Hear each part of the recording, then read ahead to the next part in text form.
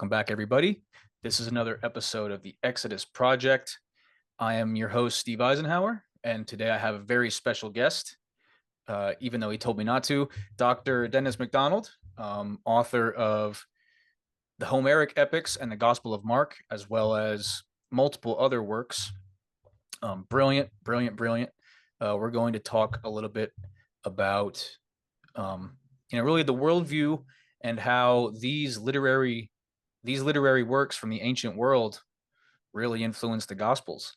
So, Dennis, so glad to have you here, man. Well, If thank you, Steve. Yeah, yeah, it's of my course. pleasure. If you could just let all the viewers know a little bit about yourself, your work, and a little bit about what we're going to be talking about today. Well, I'm now a retired professor who's taught at various universities and seminaries, and I'm known primarily now for what's called mimesis criticism. That is the use of imitation in the production of early Christian and Jewish narratives. And the book that, Steve, you are most familiar with is the Homeric Epics and the Gospel of Mark, Hmm. which is actually my first major plunge into this area. And it still is in print, and I'm still proud of it. But I also want to advertise the most recent contribution. That's this book called Synopses of Epic Tragedy and the Gospels. It actually has 3 volumes in it. The Wow. first is a synopsis of every word in the Synoptic Gospels placed in Wow. parallel columns with my translations of the Iliad, the Odyssey, the Bacchae, and so on for comparison. The second volume does the same thing with selected passages from the Acts of the Apostles. And the third one is a complete translation and parallelizing, I guess I'd say, of the 3 strata that comprise the Gospel of John, and Wow. shows that the earliest stratum is an imitation of Euripides' Bacchae, a Wow. very famous play about Dionysus. And it's not by accident that the first miracle that Jesus does is not an exorcism in a synagogue, as in the Synoptics, but it's changing water into wine at a wedding, Wow. Right. which is a Right. Dionysian feat. Yeah. Um, but I thought maybe, Steve, what I could do is to tell you something about the book that you're holding up. Um, that's the first one, the Hmm. Homeric Epics and the Gospel of Mark, how that came about. Yeah. Definitely. I had done several books on the Acts of Andrew, Okay. which probably your viewers know nothing about. Some probably. Yeah. Some definitely. Um, it was written toward the end of the second century by probably 2 different Christian authors from Alexandria who are considered philosophers. Okay. And they wrote a Acts of this apostle Hmm. um, that was a mystery to everybody. And in fact, when I first got interested in it, we didn't have a complete, as actually we still don't have a complete edition of the fragments. But I put together as many of the fragments as I could, gave them a translation as well as the original texts in Greek, Latin, some Coptic, and some Anglo-Saxon and Armenian.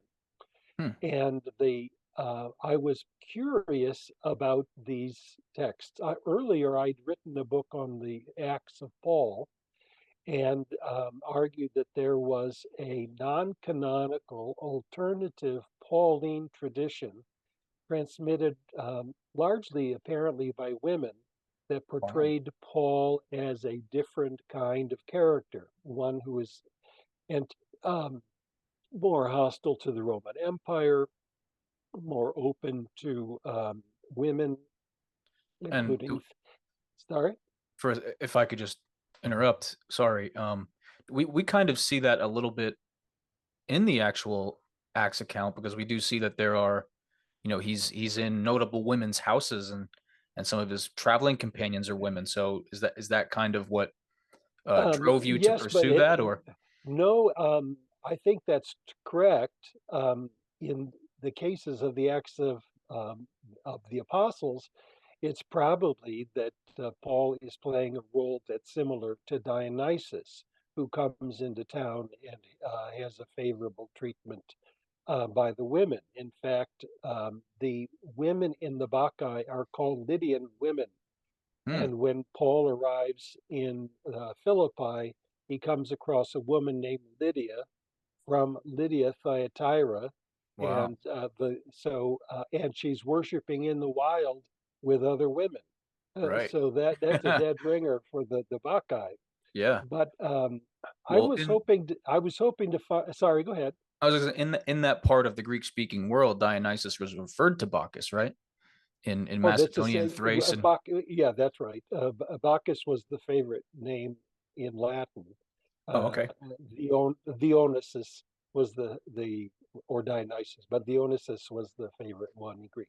gotcha. Um, but I was hoping to find it in the Acts of Andrew, a hidden Andrew tradition, as there's a kind of alternative Pauline tradition in the Acts of Paul, and I couldn't find anything.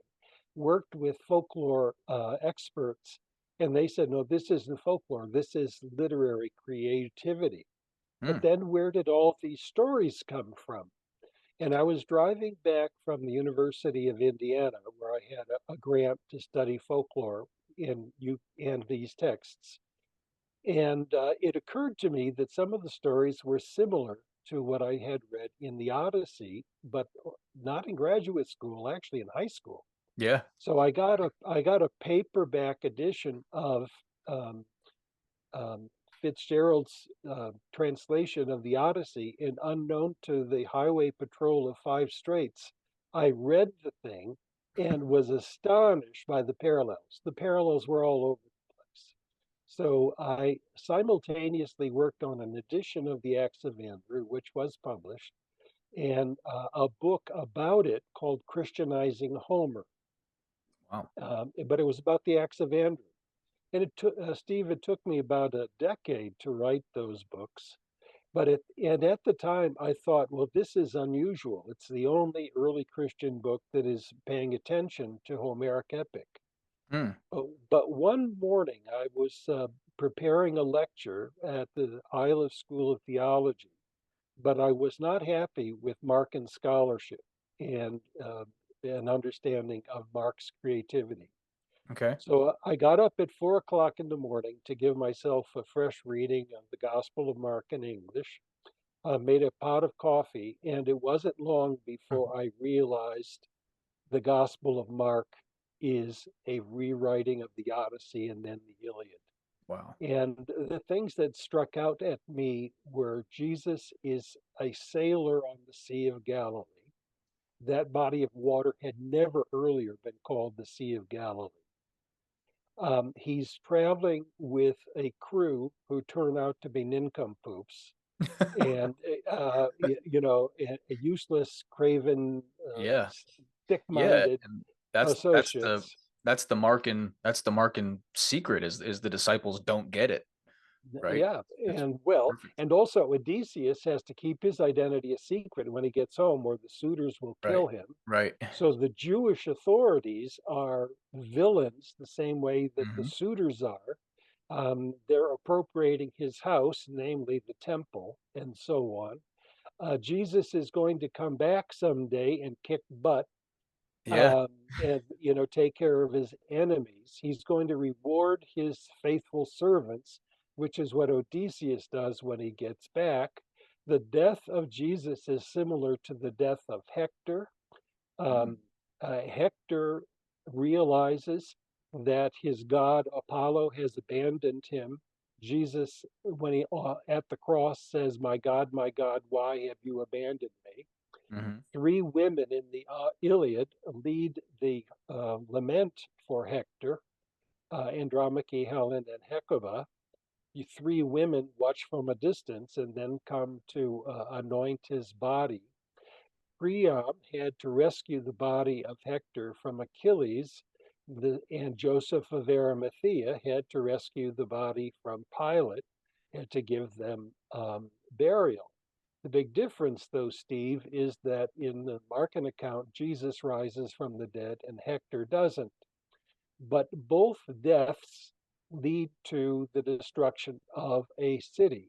Mm, Troy, Troy, because Hector is no longer able to fight, and Jesus, because his enemies had killed him, is prompting the wrath of God, and God will punish them with the destruction of the temple. So at that morning, I was convinced that these tropes were out in the world and that the author was doing something similar to what I had seen in the Acts of Andrew. hmm, But Steve, I didn't have the courage to give that lecture to my students. mhm. So I gave one of my older lectures and then spent a full summer trying to convince myself that Mark had done what the author of the Acts of Andrew had done, and it became extremely productive. Right. So um, writing that book and that experience that morning, Steve, blew my mind.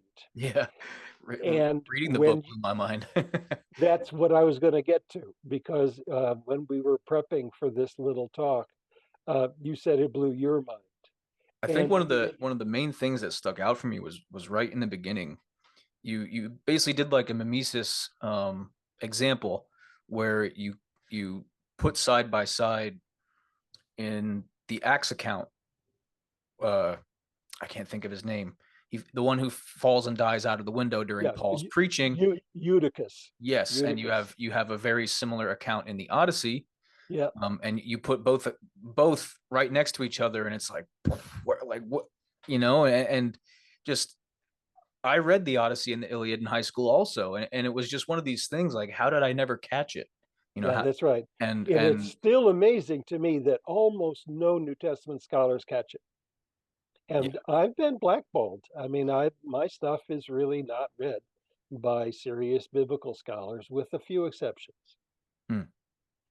But I mean, to me, it makes so much sense, um, because as most of my viewers know, a big thing I like to focus in on is really the worldview, right? Um, the worldview that produced the literature, but also the worldview that the literature was being written to. So I don't think whether you're a historicist, mythicist, whatever, anyone would disagree that there's certainly at least a mythological aspect to the Gospels. There were embellishments all over the place. No one would disagree with that, right? So they had to have got their mythology from somewhere, right? So if you're writing to a Greek speaking Hellenized audience, why not the most notable Hellenized literature in the world, right? So if you just want to take a minute to elaborate on that, I think that'd be great. Well, of course, you're familiar with Christian fundamentalists Oh yeah. Oh who yeah. would insist that the things that are said in the New Testament are not mythological embellishments, but they're historical memory or something like that. But even most evangelicals will admit that you have mythological tropes that Mhm. are used in the Gospels and that they are intended to be viewed symbolically, Right, perhaps, right.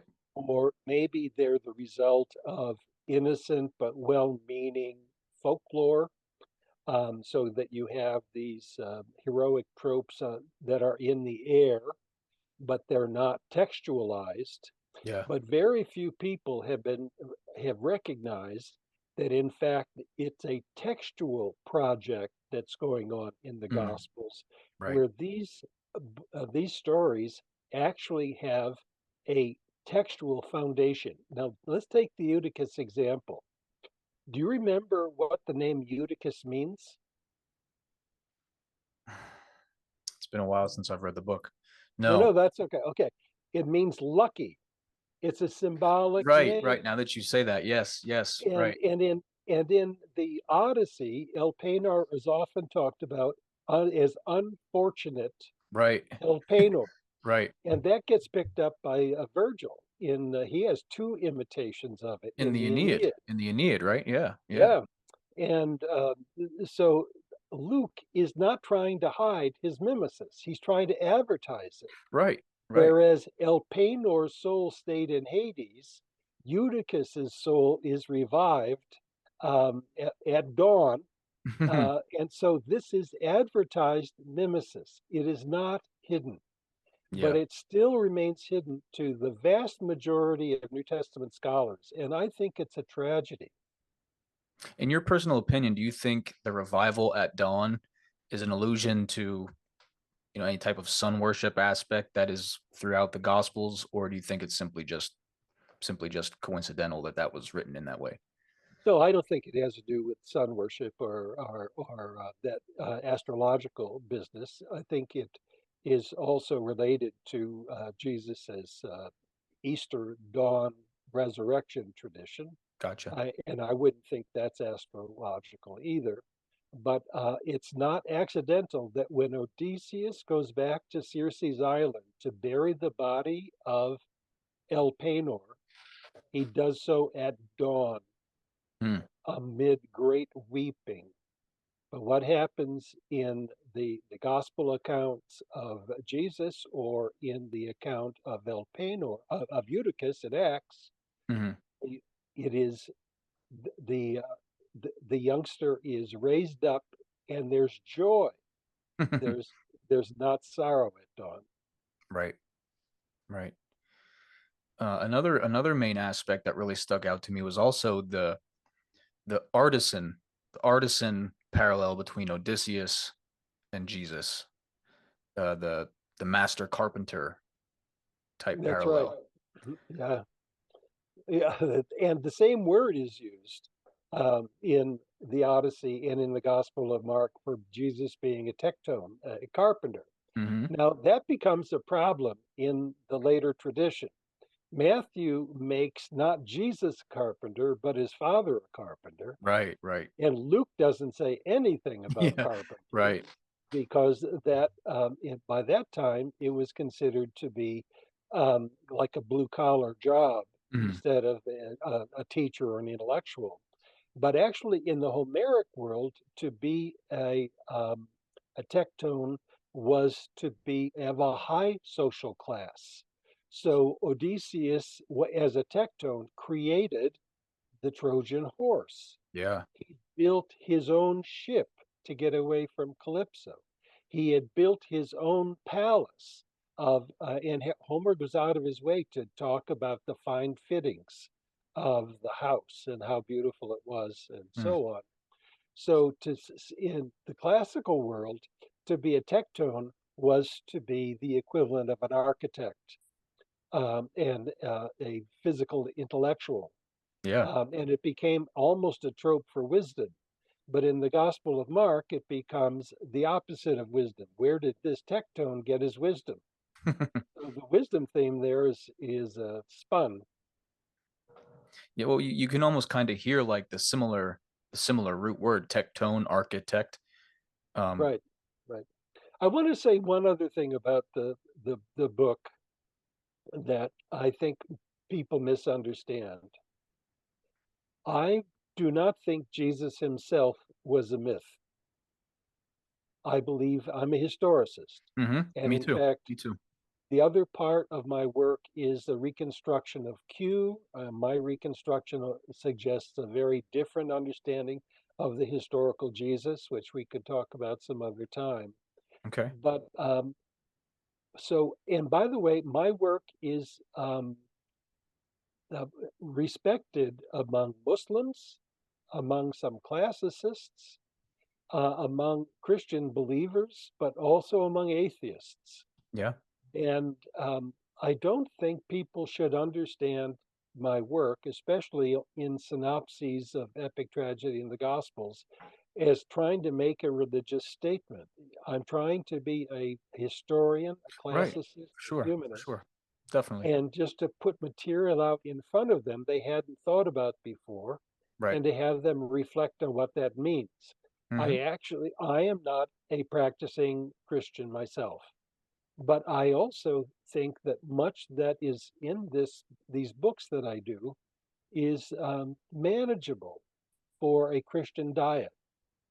And so I just want to make sure that that gets understood. I'm not Yeah, for trying sure. to make a case theologically. I'm trying to make a historical and a literary case. Right.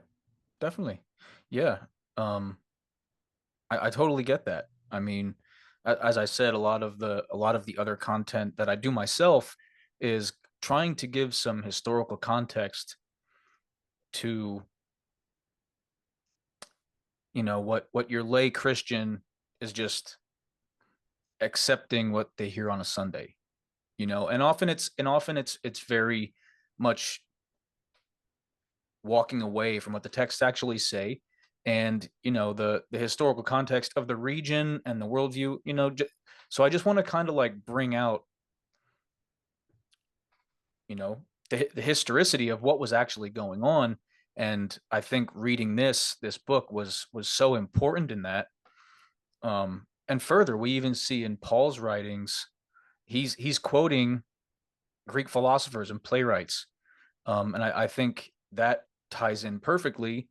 I mean, we understand Mark to be very Pauline, and Luke Acts is very much about Paul also. So do you think this all ties together? Paul would have had this similar, understanding of the Homeric epics and their importance in the region at the time. Well, Paul would have been exposed to Homer, and we know that because to be able to write Greek as well as he did, he had to have a Greek education of some kind. And the Homeric epics were almost universally the primary text that you would learn to read for composition. So, and students hated it because nobody was speaking Homeric Greek at that time. Hmm. It was more a cultural privilege to be able to read Homer. It represented a high education. But Paul's interest is much more in philosophy than it is in poetry. And of course, he's also very interested in the Septuagint, the Jewish Bible. And we need to understand Paul much more clearly as a Hellenistic Jew than as a proto Christian. Right, right. And that, by the way, that's the same thing with the Q document. In my view, the Q document is written by a Hellenized Jew who wishes to make Jesus the promised prophet like Moses, and to do so, he's imitating Deuteronomy Yeah. all over the place. Wow. So, and that's, by the way, the topic of a sequel to my synopses. The sequel is called Homer and the Quest for Q and Jesus. Hmm. And the argument is that the Q document was really written by not a Christian, but by a Jew who thought Jesus's attitude toward the law was the right one. Um, uh, So not the Gospel of Thomas. no, not the Gospel of Thomas. No. Do you think there? I mean, we'll come right back to the topic at hand, but do you think there might be any correlation, or do you think the Gospel of Thomas was simply just a Gnostic opposite direction of what the true Q was? Well, there's nothing simple about the Gospel of Thomas. Very true. Um, Very true. the the the title of the Q document probably was the Logoi of Jesus, the sayings of Jesus. Okay. The um, the introduction or the title, the incipit actually of the Gospel of Thomas is these are the secret logoi Mm, that Jesus spoke to Judas Didymus Thomas and so on. Now it's been clear, um, especially recently, that the Gospel of Thomas is an intentional truncation of the synoptic gospels and may even have connections with the fourth gospel. mm, But even in my own dissertation, I argued for independent sayings in the Gospel of Thomas that go back already to the Pauline period. So you can't say that Thomas is only indebted to the canonical Gospels, but it does have a distinctive theology, which is mhm. a form of Gnostic theology, what becomes Gnostic theology, Um, but it is a rewriting of the Gospels from a Gnostic perspective, but augmented with other sayings in the tradition, some of which seem to be quite ancient. Yeah. Yeah. I mean, there's a lot in there that to me is very much it's like you have a brand new saying that no one would have ever heard before, and then you have like two that seem to line up with the synoptics, and then one that no one would have ever heard before, and then but it's very different in voice that it's just and Jesus said, and there's no stories, no narratives, just sayings and over again of just what Jesus said, and the gospel the disciples sometimes responding, you know. Yeah, actually, I think mimesis criticism and the Q plus papias hypothesis, which is my solution to the synoptic problem, actually helps with the Gospel of Thomas. Hmm. Sometimes the Gospel of Thomas has a parallel to the Gospels, which I would call sympathetic. That is, it's saying something similar with different wording. In other cases, it's agonistic. That is, it's trying to say something different from and polemical to. Yeah. Sometimes it's like a redaction of a source. In other cases, it's much more like a free modeling. That is an imitation of a model and not the redaction of a source. It looks like you're getting nervous about time. Is that right? No, I'm just looking through the we have no, we're good on time. We have Okay, good. about 9 minutes until we have to put the next one on. I'm just looking over at your table of contents on the book to see Uh-huh. which Yeah, exactly good. one I want to talk about next. Beautiful. Yeah, good.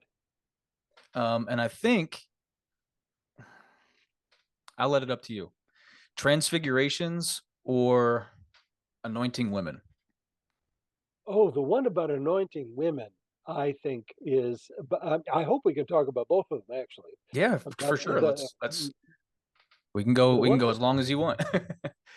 okay, I'm going to tell you the story of Eurycleia discovering that her master has returned. This is in Odyssey, book 19. It's a very famous story, and we know of imitations of it in, among pagans and among Jews. Oh And wow. we have this one in the earliest gospel that survives, that is the Gospel of Mark. Odysseus has to keep his identity a secret after he comes home because over 100 suitors are vying for the hand of his wife Penelope. And Odysseus has to test his son and some of his faithful servants to make sure that they will be on his side in case things get messy in trying to rid the suitors from his home. And of course, he is successful in the end and kills them and punishes the wicked servants. But his nurse was Penelope says to Eurycleia, Odysseus's old nurse, that she should show hospitality to Odysseus because she would be showing such hospitality that would be remembered far and wide. Hmm. And so Eurycleia washes Odysseus's feet, and when doing so, he still is a beggar. He's still in the form of a beggar. Okay. Okay. Um, she was washing his feet, and she recognizes his childhood scar, and Hmm. she says, "You are my lord. I would not have recognized you had I not handled you." And then he says, "You can't tell anybody I'm back, otherwise they're going to kill me." So then she finishes washing and she anoints his feet, and he returns to being a beggar and testing his servants and so on. Jesus is about to die. His disciples don't understand that he must suffer. A woman who's not named anoints him for his burial. And Hmm. Jesus says about her, what she has done will be remembered wherever the gospel is preached.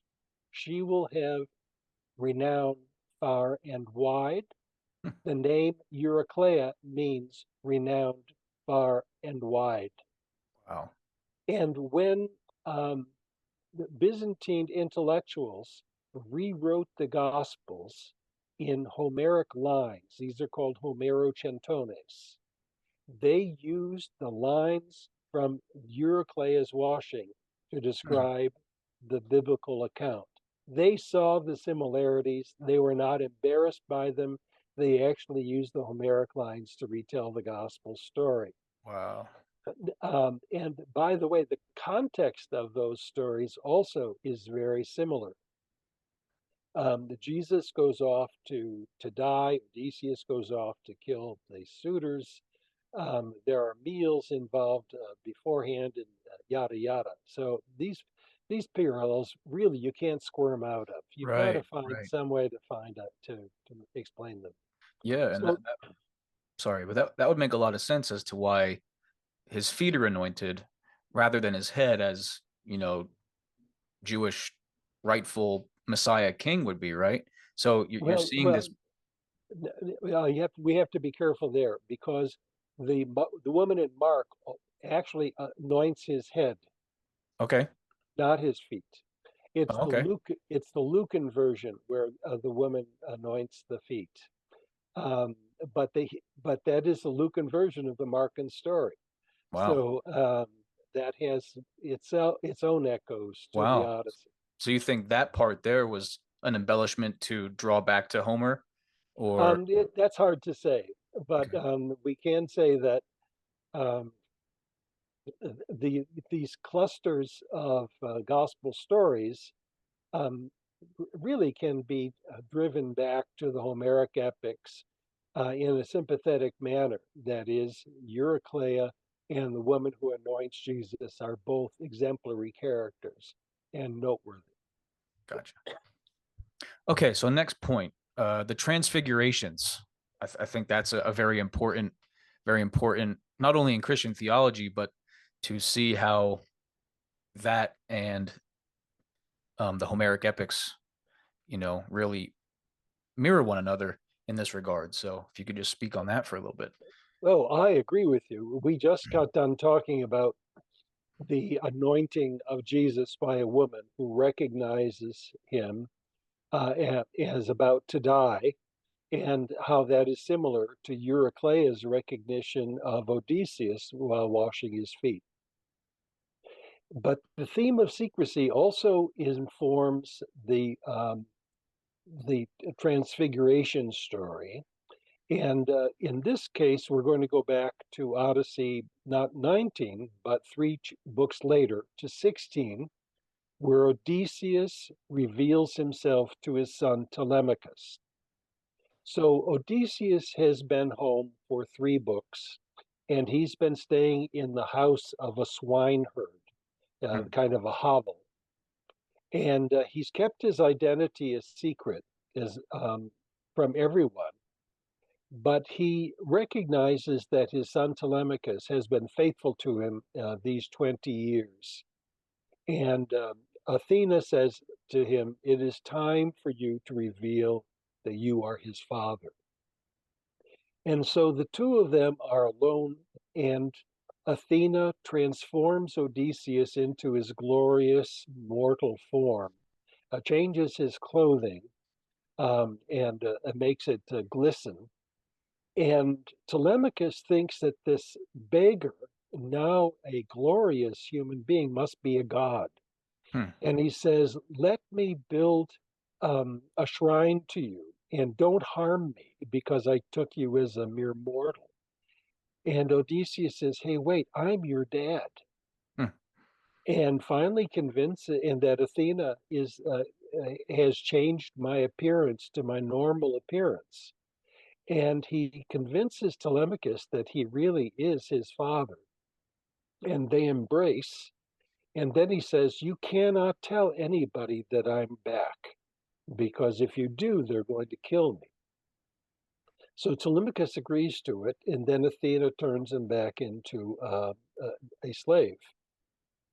Jesus takes his three most intimate disciples up a mountain, And there he is no longer depicted as a mortal, but he's transfigured into his glory. And it's not that his face changes as in Matthew and Luke, it's that his garments are now glistening, as no mortal launderer could make them happen. Hmm. That's what Athena does, right? Right. And so, what is Peter's response? Oh, you must be a god. Or a prophet. Let's build three shrines, one to you, and one to Moses, and one to Elijah, because they appeared with Jesus on Hmm. the Right. mountain. Right. And a voice from heaven comes out and declares, "This is my beloved son. Listen to him." In other words, you have the revelation of who Jesus's father is, not to Jesus himself, but to the disciples. And then he says, "Look, you can't tell anybody what you saw. You've Right. got to keep secrecy, like Telemachus does." Yeah. And they agree to it um, because it's only after the resurrection that people will understand Jesus as the glorified Christ.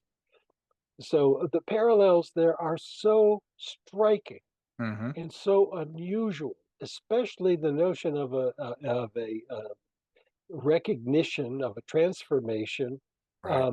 where the person transformed um, is talking about paternity, who is his father, and so on, and then the command to secrecy. Hey, this is mimesis. This is not Hmm. popular um, mythology. I just don't see how you can squirm around it, Steve. Yeah. Is there any parallel that you could think of? Because we see here at the Transfiguration, the heavenly voice says, "This is my son," and now other people are hearing it. The secret's over, but you have to keep it Yeah, to yourselves. But that's right. at the very beginning of the gospel, at his baptism, only Jesus hears that voice. This That's exactly right. is there some type of mimesis there also that brings you up to this climax, or Well, it's not mimesis so much, but you're exactly right that has the way that Mark has crafted it. In my opinion, the business about Jesus's baptism and he alone learning that he's the beloved Son of God. By the way, the word beloved, the exact word is used of Telemachus as Odysseus. wow, wow. Uh, um, and Jesus is never called the beloved Son of God earlier than Mark, and it probably comes from Q. But what Mark has done, he's taken the Q revelation that is only to Jesus himself, and he's expanded it so that now three of Jesus's disciples get it too. Hmm. So now he is, and the same words are used. The voice from heaven says, "This is my beloved son. Listen to him." Hmm. Now, but the story's not over yet, Steve.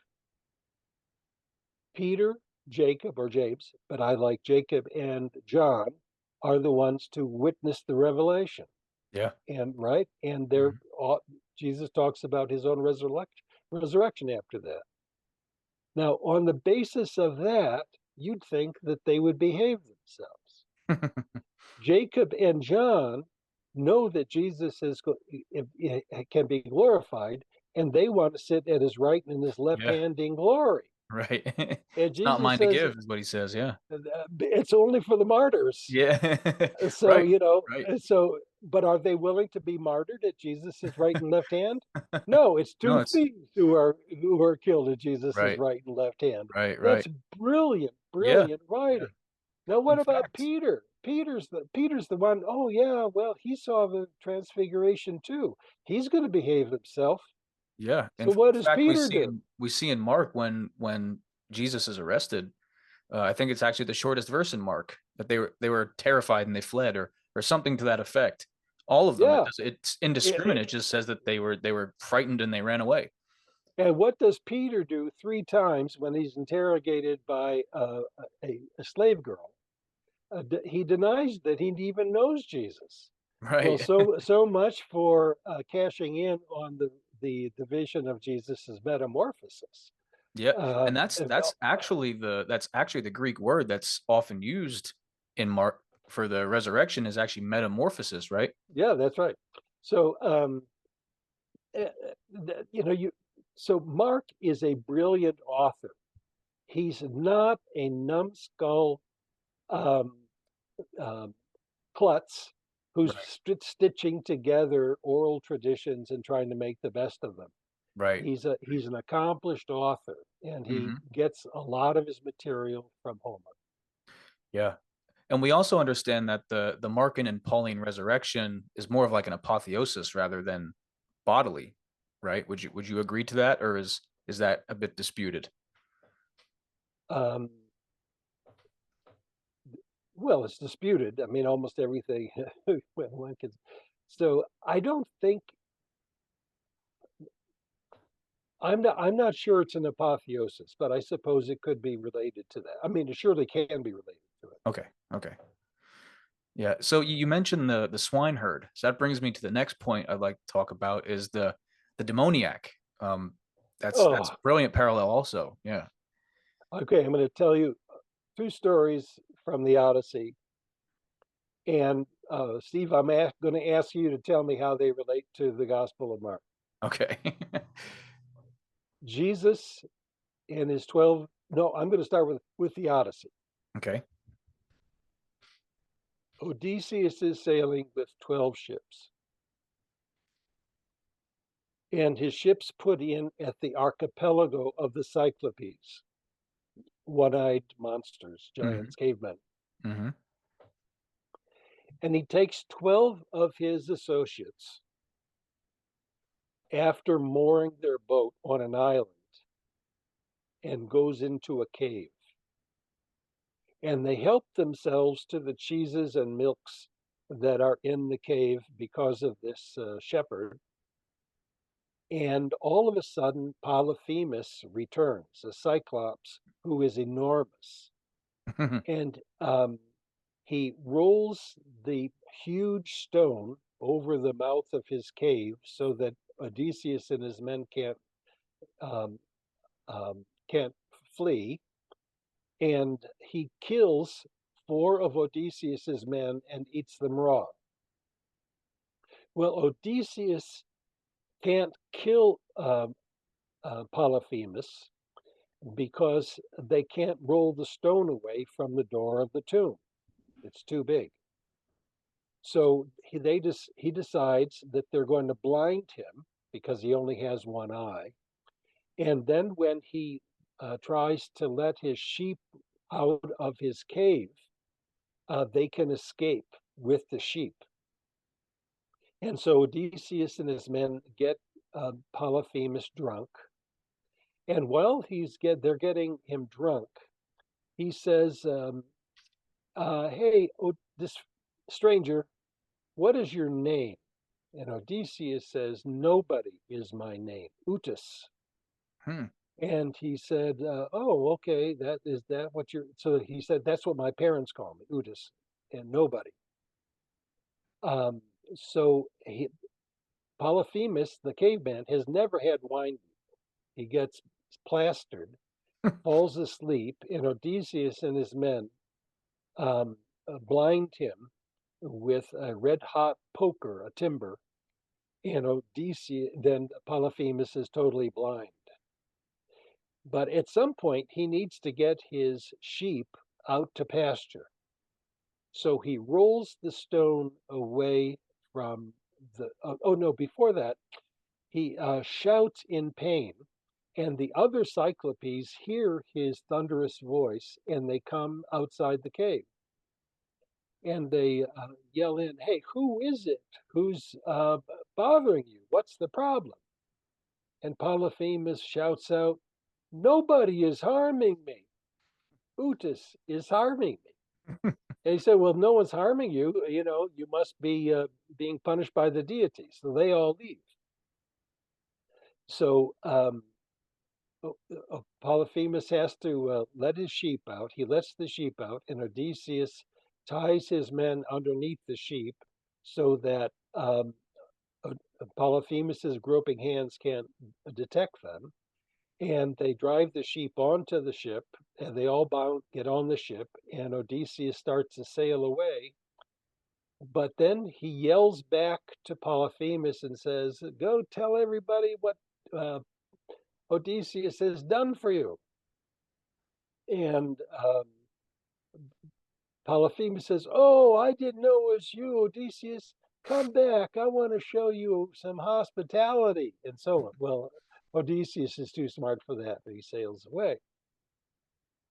Then later, Odysseus puts into another island, and there you have a witch named Circe who turns soldiers into swine. And Odysseus Wow. has to then get his soldiers away from her and to transform them back into mortals. Though later they all drown in the sea because of a disobedience to a divine command. They violate the sacred cattle of Helios. Hmm. Um, let's see. Jesus and his 12 disciples sailed to an island. Hmm. And they run across a savage that nobody can manage, Right. who lives among the tombs. That is, these are cave tombs, Hmm. presumably. Oh, I see. Now, Jesus asks him his name, but he doesn't give the correct name. He says we're legion. Hmm. Instead of Utis, nobody, we're a legion. And Right. that is probably a snipe at the 10th Legion that had destroyed Hmm. Jerusalem. Right. Right. So he begs, this way Circe did, do not do me any harm, and cast us into the swine, and so we'll have a different home, a warm body. Well, Jesus cast them into the swine, and then he drowns them in the sea. Um, so at that point, the shepherds in the city, the people in the city, flocked to Jesus, and they said, "You've got to leave our boundaries Yeah. because you're such a problem." So Jesus gets on the boat, and the Gerasene demoniac calls out and says, "I want to come with you." And Jesus says, "No, we're sailing away. You go and be a witness to what Yeah. Go we've tell what happened to you here today. Yeah. tell what happened to you today." And the stories of Circe and Polyphemus were imitated over and over and over again. And we have examples in Virgil's Aeneid, in, for example. So this is another one where you really can't escape the parallels between Mark and Homeric epics. Right. Right. So the next point I really want to talk about is why the beginning with the Odyssey and ending with the Iliad rather than vice versa, because we know chronologically the Iliad comes before the Odyssey. So why start with the Odyssey and end with the Iliad? I am so grateful for that question, Steve. Virgil's Aeneid is 12 books. Okay. The first 12 books imitate the Odyssey. Wow. The last 6 books imitate the Iliad. So the first 6 books are about Aeneas and other Trojans in a voyage from Troy to Hmm. get to Italy. And they have shipwrecks, they come across monsters, they actually visit the home of the garrison, the Polyphemus. Um, you have these other stories that happen there. Then they get to Italy, and that's where they have to have the warfare because they have to establish their right to be among the Italians in the merging of the two peoples in order to have this dynasty that's going to lead to Augustus and the Roman Empire. Right. Right. So is it accidental that Mark's um, imitations of the Odyssey come first?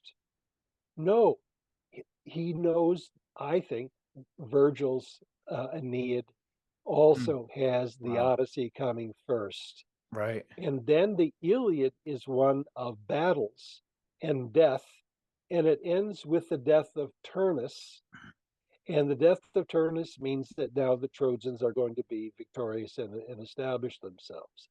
At the end of the Iliad, you have the death of Hector, and the death of Hector means the death also of Troy. Right. Right. You have the death of Jesus in the Gospel of Mark, and because of divine vengeance, it's Mhm. going to mean the destruction of Jerusalem. Right. So that in all of these cases, you have the death of a hero, that is, Hector or Turnus or Jesus, that determines either the destruction of a city, Troy or Jerusalem, or the establishment of a kingdom Yeah. that is in the Aeneid. So just that's just the way it works. Yeah. Right. Right. I mean, we understand from the like the Olivet discourse, right? That's right before all, right before the death, and he's foretelling the destruction. Does that tie in at all to this formula, or Oh, it does, but not the Homeric formula. okay, gotcha. Mark is writing after the Jewish War, Mm-hmm.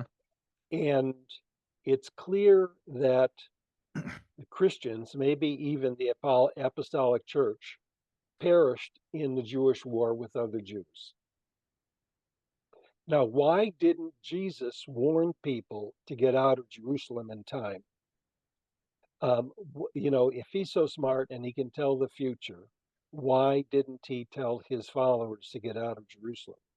And so, what you call the Olivet Discourse, I would actually call Mark's little apocalypse.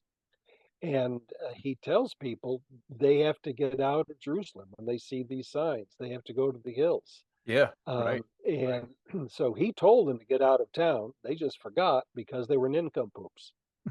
right. And that has to do with another point in the book would be like the ignorant followers, right? The lackluster following. This point has seldom been emphasized. In the Q document, as I reconstruct it, which is not your typical Q at all, although there are significant overlaps between the two. But in that document, the 12 disciples, are exemplary. They are the ones who are willing to take up their crosses. They follow Jesus, and for that reason, they will be given thrones to judge the 12 tribes of Israel. Mhm. Mark comes along and he demolishes the reputations of the 12. It's those rather who do the will of God who are going to be venerated. Yeah, and remember with Jacob and James, they're not going to get the thrones. It's the martyrs who are going to get the thrones. Right, right, It's not Simon Peter who's going to carry the cross as he said he would. It's Simon of Cyrene. right, right. It's not Mary of Nazareth who is going to care for her boy. It's two other Marys, one of whom has two boys that are named with the same names as Jesus' brother. It's not Joseph of Nazareth who is going to bury Jesus. It's Joseph of Arimathea. And the word Arimathea in Greek means excellent disciple or Wow. excellent discipleship, excellent learning. So the characters that we have in the Passion narrative are drawn as counters to the disciples. And Jesus, so at the very end, and this would be something we could talk about forever. The end of the Gospel of Mark is that the young man in the tomb tells the women that Jesus has gone ahead of them to Galilee. They'll see him there. But they're afraid and they don't tell anybody. They never told anybody. The disciples never went to Galilee. As a result, they suffered in Jerusalem. Wow. And so that it, and so Pete, it says, go tell the disciples and Peter that he's going before them to Galilee. Peter never sees the risen Jesus. Nobody sees the risen Jesus. He's in Galilee. They stay in Jerusalem because you can blame the women for this one. that they failed to tell. Yeah. And there's really no other reasonable way to read the end of the Gospel of Mark than the failure of the women and of the disciples to see the risen Jesus. Wow. Wow. Yeah. Yeah. it's it's it's really incredible to me how it all really just maps together, you know? Yeah, isn't it incredible? Yeah. It's Yeah. it's unbelievable. And maybe at another point in time we could discuss some other works. But uh one final point, and I think this will be good to close it. Um the death predictions. I think that'd be a good point to end on. What do you think? Tell me what you mean by that. Uh, so your 17th chapter is Uh-huh. the death predictions, the predictions of your deaths. Um, so let me just go down there.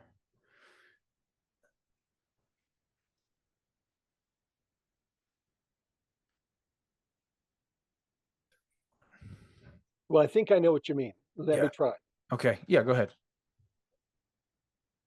In the Iliad, Achilles joins the war after the death of his beloved Patroclus. And he knows that if he gets involved in the battle, he'll die. Yes. Yes. This He's is told, about Achilles and Trojan Hector. Yeah. yeah. Exactly. So even his horse says, "You're crazy. You better not go into warfare." One thinks of Balaam's ass, by the way, that you have speaking animals. Um, his mother says, "Please don't go into warfare." And he says, "I know I'm going to die, but I also want to have renown and not be understood forever as a bum and as a coward." And so frequently the reader knows that he's going to die. Hmm. Hector dying says, "You are going to die soon because of this." Achilles is never going to return home. And this theme is then picked up in the Odyssey in an ironic way because Odysseus sees Achilles in the netherworld and he says, "Oh, you're the king of the dead. You must be having a great time down here, being king of the dead."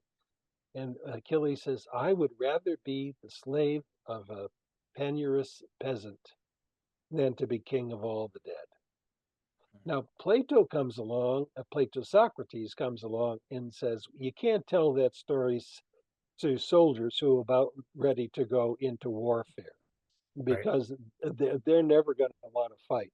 So then Socrates gives his own understanding of the netherworld in his famous myth of which is amazing. But the point for Mark is this: Jesus, at least three times, tells his disciples that he's going to Jerusalem and there he will die, but that he will rise again. But the disciples never figure it out. Right. They are always trying to say, "Well, who's the best among us? Who's going to be glorified most?" and so on. So, but the reader knows that Jesus is going to die in Jerusalem in a way that the disciples don't. And Right. the model for that probably is Achilles being willing to die. For sure. And that falls right back into that mark and secret again, is the reader knows what's going to happen, right? The That's reader basically exactly knows right. the end game, but all of the Jewish compatriots don't, right? This And is this is a brilliant trope in very many examples of literature, namely the dramatic irony. right, That is right. that there is the reader knows more than the participants in the narrative, except for perhaps for the protagonist, in this case Jesus, so that the narrator, that is the author, and the reader have inside information, so that as the story progresses, um, you you get a sense of additional revelations to the characters that the reader knows all along. You can Hmm. see this in Greek tragedy all the time. when you have opening monologues by characters that come out and tell you what the story is before it ends, Right. the or the chorus does sometimes. The audience knows what's going to happen. The fun is to figure out how it happens. Yeah. Yeah. Yeah. Like you know the end game, but you gotta read the means to get to the ends, right? Yeah, And it's a sense of pride that you know more than the characters do. yeah, right, right. Yeah, And it's that, a brilliant trope. yeah, it really sucks you in with almost like I have the divine revelation and the people around you don't, right? Yeah, So it's yeah, it really puffs up the reader. I can definitely see that. I can definitely yeah, see that. yeah, yeah. Well, Well, okay. Oh no, go ahead. If you have more, go oh, ahead. I'm just going to say you've been a great host. Thank you, and Oh, thank you. gracious. Your questions were good ones, and I have a final word for people who are watching. Use your creativity to create something beautiful. Wow. Wow. That's brilliant advice. I really appreciate that. Yeah. That's great. Okay. You too, Steve. Create something beautiful.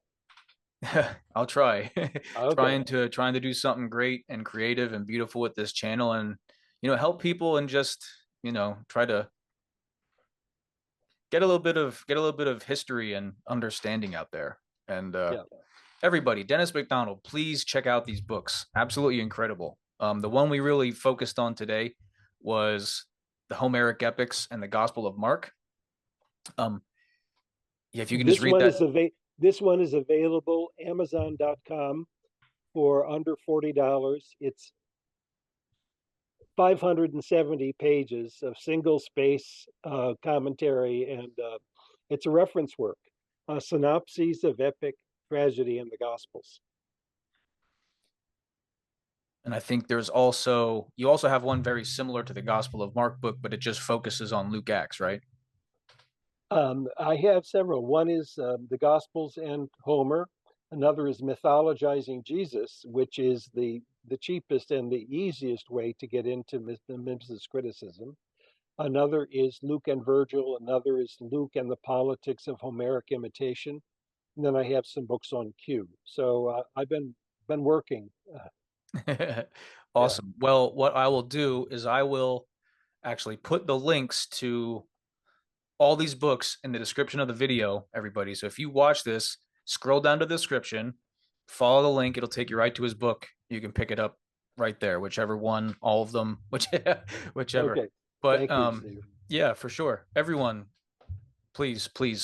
I'm sure Dennis here would definitely appreciate it. I would appreciate it, and you're gonna learn something. Definitely, it's gonna blow your mind just like it blew mine. Um, But everybody, this was the Exodus Project. One final thank you to Dennis Macdonald. Uh, hope we can speak again soon. I really enjoyed I'd this. enjoy that. I'd enjoy it too. Right. But everybody, I'm Steve Eisenhower. This was the Exodus Project, and we'll catch you next time, everyone.